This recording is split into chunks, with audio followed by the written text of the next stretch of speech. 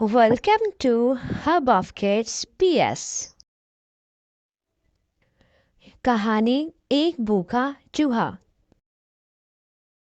एक दफ़ा का जिक्र है कि एक चूहा बहुत भूखा होता है। उसने बहुत दिनों से कुछ भी नहीं खाया क्योंकि उसे कुछ भी खाने को नहीं मिल रहा होता है।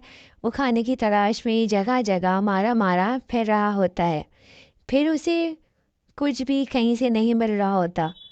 एक दिन जब वो खाने की तलाश में इधर उधर मारा मारा फिर रहा होता है तो उसकी नज़र एक टोकरी पर पड़ती है जिसमें बहुत सारे भुट्टे यानी कॉर्न होते हैं। वो उस टोकरी के सुराख के ज़रिए उसके अंदर घुस जाता है और कॉर्न खाना शुरू कर देता है। क्योंकि वो बहुत दिनों का भूखा जो होता है, जब वो खाना खा लेता है तो टोकरी से निकल नहीं पाता क्योंकि वो तो एक छोटे से सुराख के ज़रिए अंदर गया था। अब सुराख तो बहुत छोटा होता है क्योंकि चूहे ने जो खाना खा के अपने आप को बहुत ज़्यादा मोटा कर लिया होता है। खाने के बाद चूहा टोकरी से बाहर आने की बहुत कोशिश करता है पर वो मोटा होने की वजह से बाहर नहीं आ पाता, जिसकी वजह से वो बाहर नहीं निकल पा रहा होता।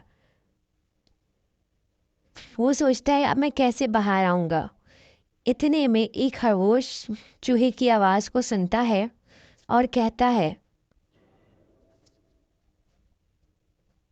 कि तुम्हें इतना दोबारा पतला होना पड़ेगा जितना तुम इस टोकरी में जाने से पहले थे।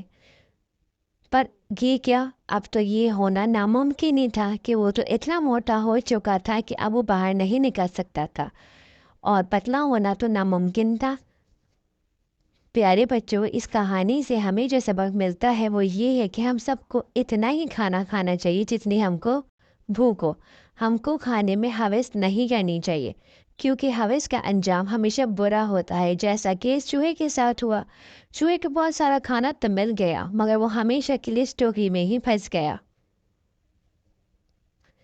कहानी पसंद आई हो तो मेरे चैनल को लाइक करें, सब्सक्राइब करें और ज़्यादा से ज़्यादा शेयर करें। अल्लाह हाफिज़।